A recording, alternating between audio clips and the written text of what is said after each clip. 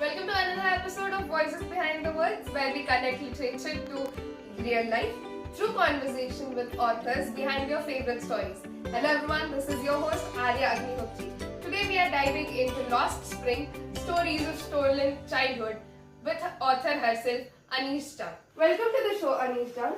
Thank you, Arya. It's a pleasure to be here.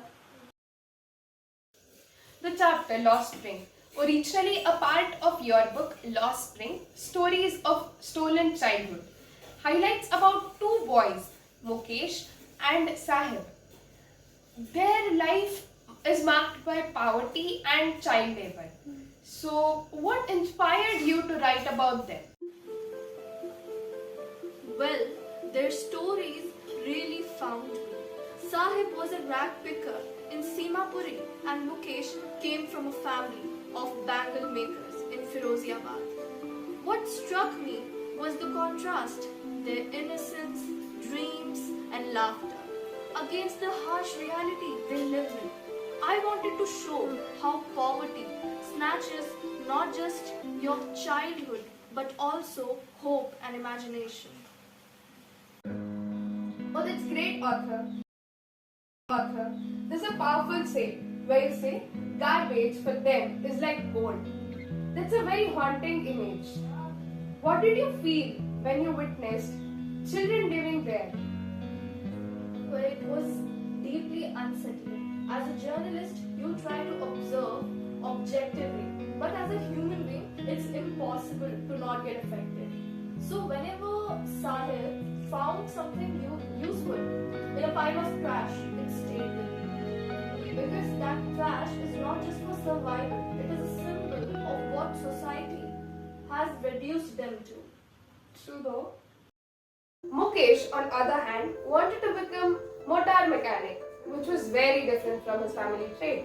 So, do you believe that he was a symbol of hope? Absolutely.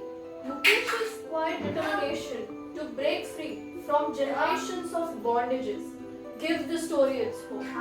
Even though he lives in a world where dreams are rare, but his refusal to not get crushed by it, that's powerful. True, exactly. Your writing does not just tell about stories. In fact, it challenges the reader. So, what did you expect that readers should take from this chapter, Lost Spring? Well, I wanted that childhood should never be lost to poverty. That behind every statistics, there is a face, name and a story. Wow. I wanted the readers to show Sahib and Mukesh not as victims but as resilient human beings, and perhaps it reflects on the system that let such injustice continue. That's great, author. Isn't it a moving call for empathy? Yes. So, as we come to close, I just wanted to ask that do you remember any moment with these children in the past? Yes. Actually, when I asked Sahib his name, and he told me its meaning is Lord of the Universe. Like, can you see the irony? And this irony stayed with me. Even though these kids are driven into poverty, but they carry immense dignity, which poverty cannot erase from them. Truly, and it's very heart-touching moment for you as well, and now for everyone. So this was it for today, and thank you so much for being here. It was very nice to have you here. Thank you, Arya. It's really been a pleasure.